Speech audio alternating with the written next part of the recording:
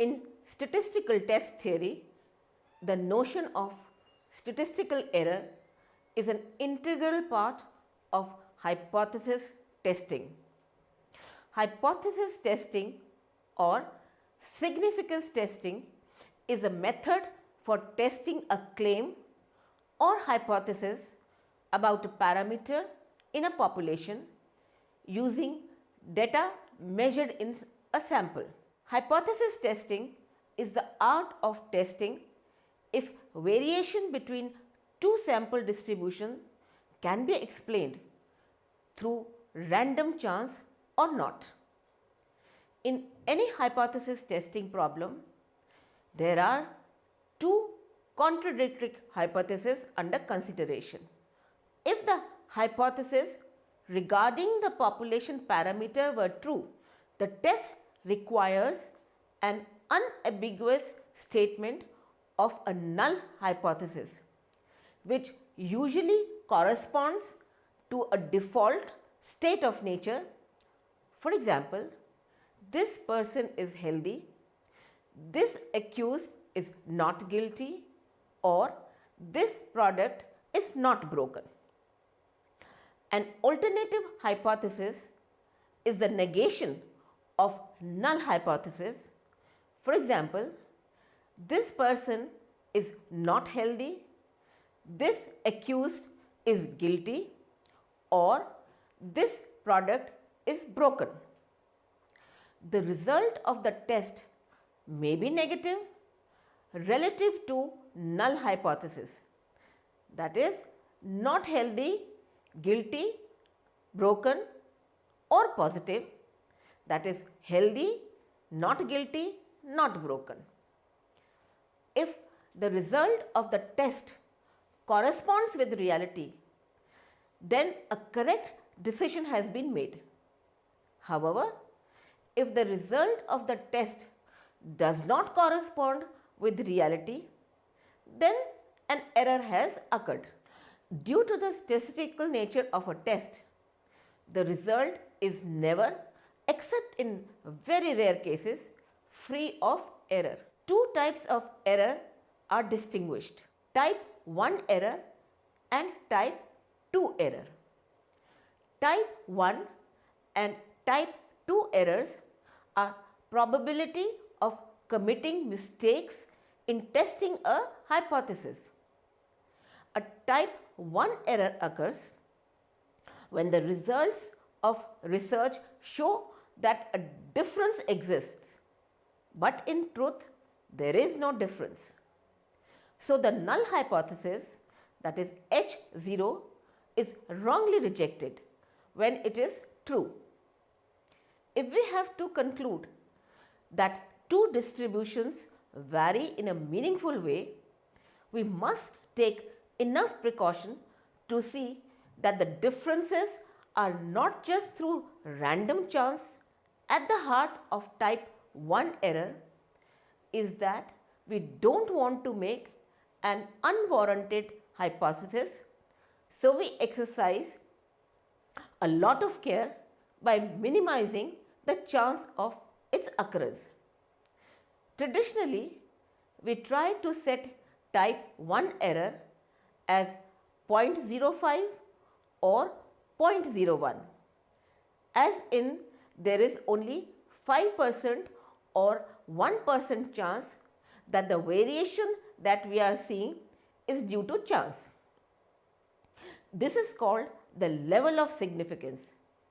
Again, there is no guarantee that 5% is rare enough, so significance levels need to be chosen carefully. The statistical power is the ability of a test to detect an effect if the effect actually exists. A statistical power analysis is either retrospective, that is post hoc, or prospective, that is a priori. A prospective analysis is often used to determine a required sample size to achieve target statistical power, while A retrospective analysis computes the statistical power of a test given sample size and effect size.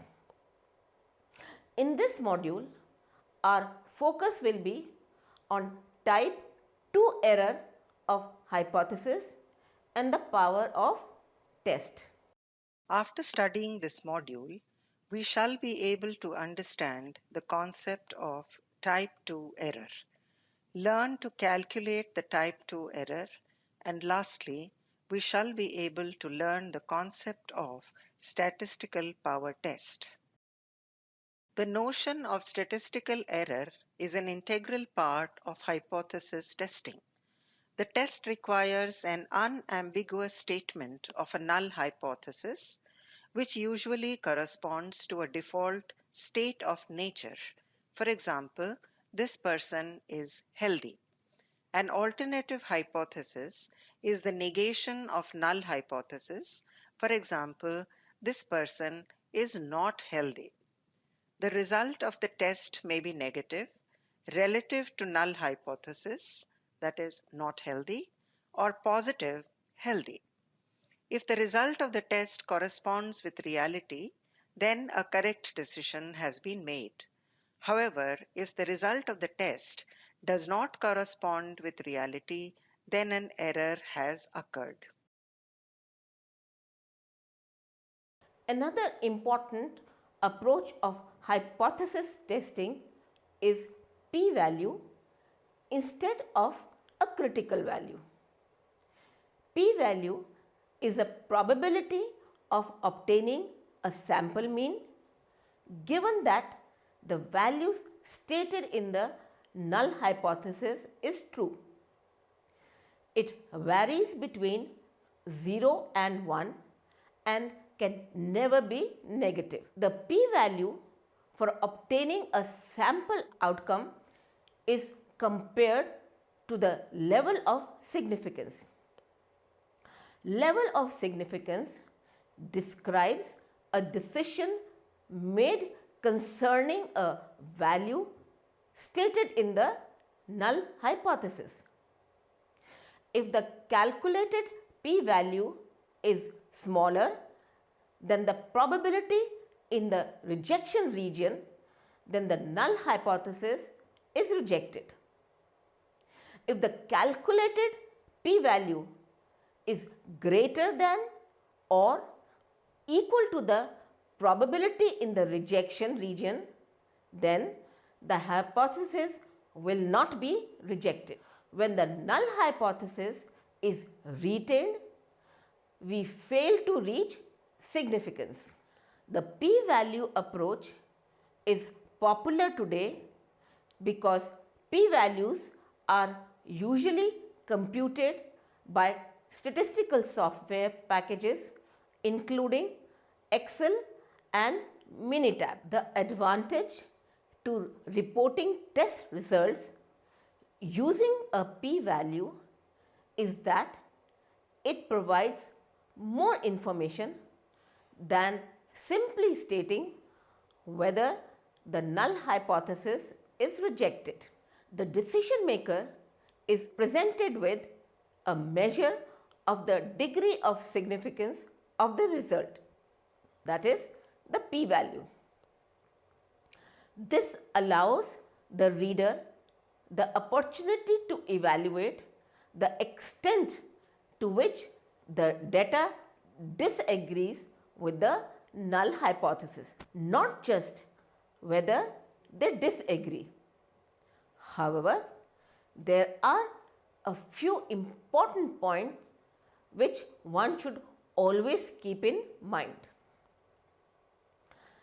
P-value is a probability assuming null hypothesis is true. It is not the probability that null hypothesis is true. To determine the p-value, we must first decide which value of the test statistics are at least as contradictory to null hypothesis as the value obtained from our sample. In statistical testing, when the result of the test does not correspond with reality, then that indicates that an error has occurred. This can be of two types, type 1 error and type 2 errors. These errors are probability of committing mistakes in testing a hypothesis. Type 1 error occurs when results of research shows difference exists, but in truth there is no difference. That is, H naught is wrongly rejected when it is true. On the other hand, type 2 error occurs when null hypothesis is accepted, but the alternative is true. That is, H naught is not rejected when it is false. Let us take an example to understand type 2 error. In a clinical trial of a new drug, the null hypothesis might be that the new drug is no better on average than the current drug, that is, H naught. There is no difference between the two drugs on average. A type 2 error would occur if it was concluded that the two drugs produced the same effect, that is, there is no difference between the two drugs on average, when in fact they produced different ones. That is, you have accepted H naught when it was false.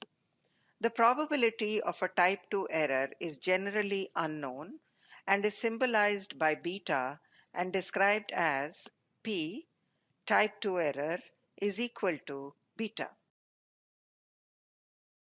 Decide to retain the null hypothesis, we can be correct or incorrect. The correct decision is to retain a true null hypothesis.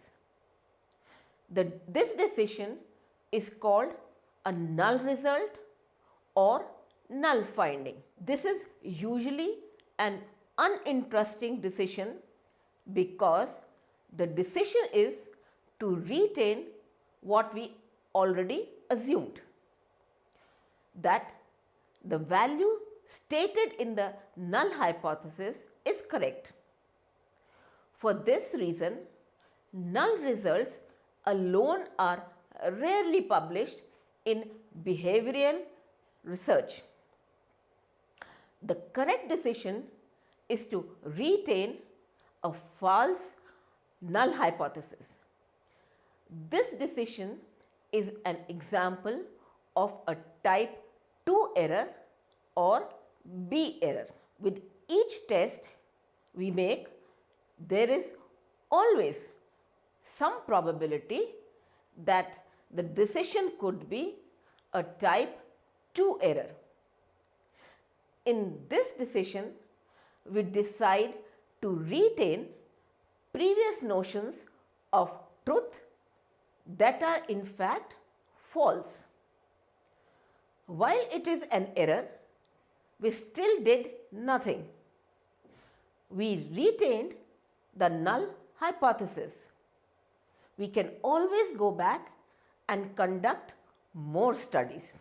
When we decide to reject the null hypothesis, we can be correct or incorrect. The incorrect decision is to reject a true null hypothesis.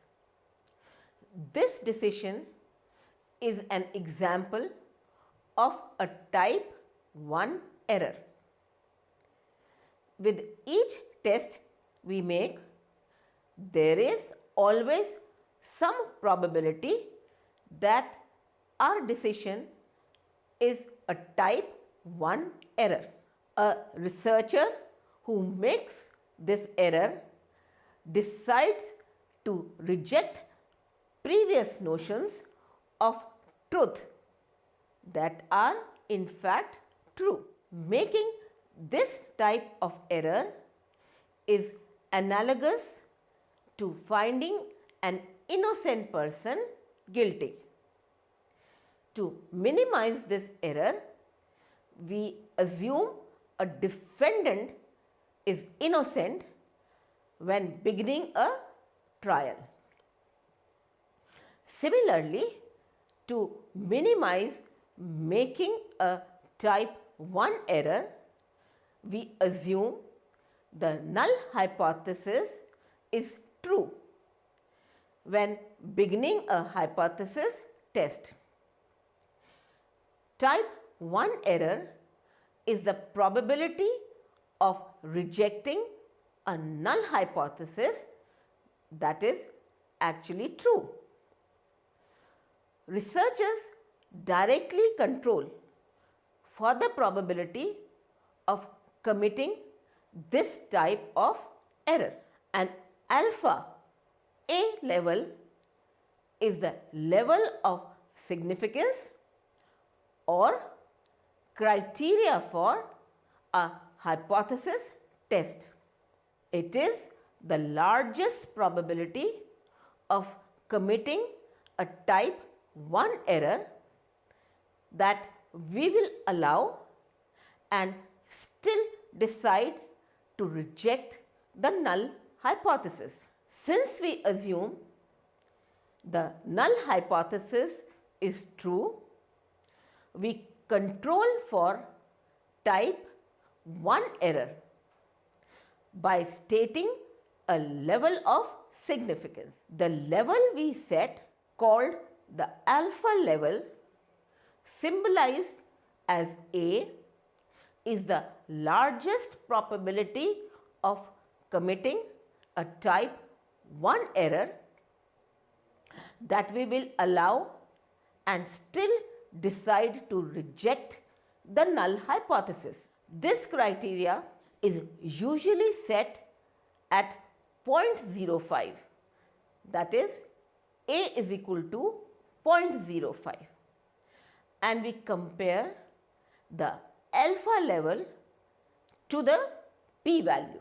When the probability of a type 1 error is less than 5%, that is p is less than 0.05, we decide to reject the null hypothesis. Otherwise, we retain the null hypothesis. The correct decision is to reject a false null hypothesis. There is always some probability that we decide that the null hypothesis is false when it is indeed false. This decision is called the power of decision making process. It is called power because it is the decision we aim for.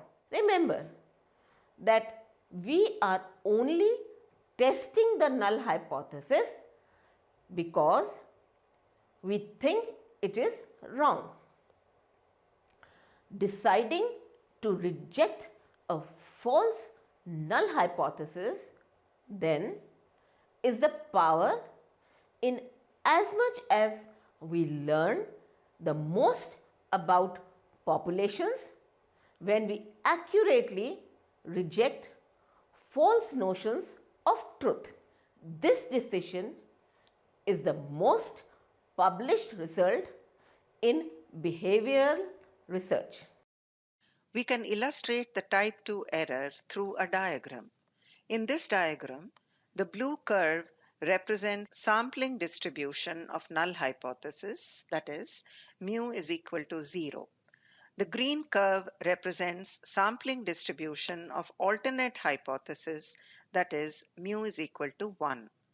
The vertical red line shows cutoff region for null hypothesis, that is, the null hypothesis is rejected for values of the test statistic to the right of the red line and not rejected for values to the left of the red line.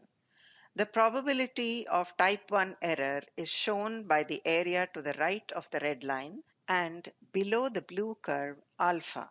And the probability of type 2 error beta is the area of the horizontally hatched region to the left of the red line and under the green curve beta. Let us learn how to mathematically calculate type 2 error with the help of an example.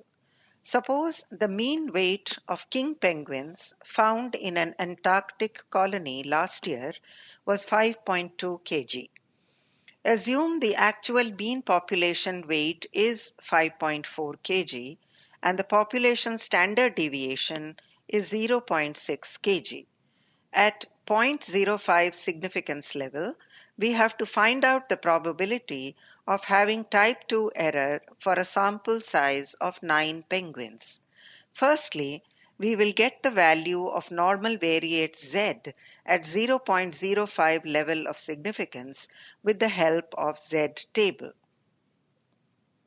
It comes out minus 1.645. Now we will compute the critical value C by substituting the values of H0, HA, sigma, n, and the critical value of Z at 0.05 significance level.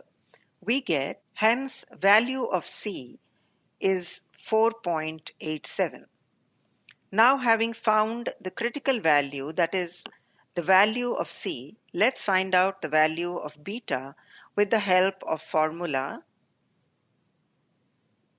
where sigma represents standard deviation, small n is sample size, and x bar is mean.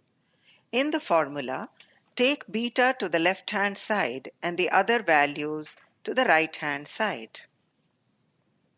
Substitute the values in the above equation. Now we see the probability at z is greater than minus 2.65 in the z table. It is equal to 0.9960. After substituting this value, we get the value of beta equal to 0.0040. Hence, the probability of type 2 error rate value is 0.0040. The power in hypothesis testing is the probability of rejecting a false null hypothesis. Especially, it is the probability that a randomly selected sample will show that the null hypothesis is false when the null hypothesis is indeed false. Let us now understand power of test. The probability of not committing a type 2 error is called the power of a hypothesis test. Hence, power is the probability of correctly rejecting a false null hypothesis. Power of a test measures the ability of a test to detect an alternative hypothesis. It is the probability that the test will correctly lead to the rejection of a false null hypothesis. That is, the probability that the test will reject H0 when that specific alternative is true. The statistical power is the ability of a test to detect an effect if the effect actually exists. Power of a test is equal to 1 minus beta. The power of the test, which is 1 minus beta, that is the complement of beta, indicates the sensitivity of the statistical test in detecting changes that have occurred by measuring the probability of rejecting the null hypothesis when in fact it is false and should be rejected. The power of statistical test depends on how different the actual population mean really is from the value being hypothesized under H0. The value of beta used and the sample size. If there is a large difference between the actual population mean and the hypothesized mean, the power of the test will be much greater than if the difference between the actual population mean and the hypothesized mean is small. Selecting a larger value of beta makes it easier to reject H0 and therefore increases the power of a test. Increasing the sample size increases the precision in the estimates and therefore increases the ability to detect differences in the parameters and increases the power of a test. Let us discuss the factors that affects the power of a test. Sample size n.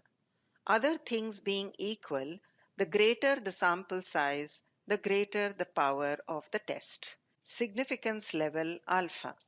The higher the significance level, the higher the power of the test. If you increase the significance level, you reduce the region of acceptance. As a result, you are more likely to reject the null hypothesis. This means you are less likely to make a type 2 error. Hence, the power of the test is increased. Effect size. To compute the power of the test, one offers an alternative view about the true value of the population parameter, assuming that the null hypothesis is false. The effect size is the difference between the true value and the value specified in the null hypothesis. Understand effect size with the help of an example. Suppose the null hypothesis is that a population mean is equal to 100. A researcher might ask, what is the probability of rejecting the null hypothesis if the true population mean is equal to 90? In this example, the effect size would be 90 minus 100, which equals minus 10. Hence, the greater the difference between the true value of a parameter and the value specified in the null hypothesis, the greater the power of the test. That is, the greater the effect size, the greater the power of the test. To these three factors, the value of power of test is also affected by the use of one-tailed rather than two-tailed. It has been observed that the power of one-tailed test increases sharply and approaches 100% for situations in which the actual mean really exceeds the hypothesized mean. The converse would be true. The larger the actual mean compared with the hypothesized mean, the greater is the power. On the other hand, for two-tailed tests, the greater the distance between the actual mean and the hypothesized mean, the greater the power of the test. Using the calculated value of beta from the above example, we calculate the power of the test, that is, 1 minus beta, that is, 1 minus 0.0040 is equal to 0.996. The magnitude of power has a strong effect in this illustration. Based on the value of the power, we can conclude about the magnitude of the test. If value lies between 0.00 to 0.15 or 0.85 to 1.00, it has a strong effect. If value lies between 0.15 to 0.35 or 0.65 to 0.85, it has a moderate effect. If value lies between 0.35 to 0.49 or 0.51 to 0.65, it has a weak effect. In this module, we have learned about type 2 error, that is defined as the probability of failing to reject a false null hypothesis. It is denoted by beta. The probability of not committing a type 2 error is called the power of a hypothesis test. We have also studied how to calculate both type 2 error and the power of test. Lastly, We have discussed the effect of different factors on power of test. If we increase power, we reduce beta. We reduce the probability of getting a type 2 error. A one-tailed test is more powerful than a two-tailed test and should be used whenever it is appropriate to specify the direction of the alternative hypothesis. An increase in the size of the sample n chosen results in an increase in power. A decrease in the size of the sample selected results in a decrease in power.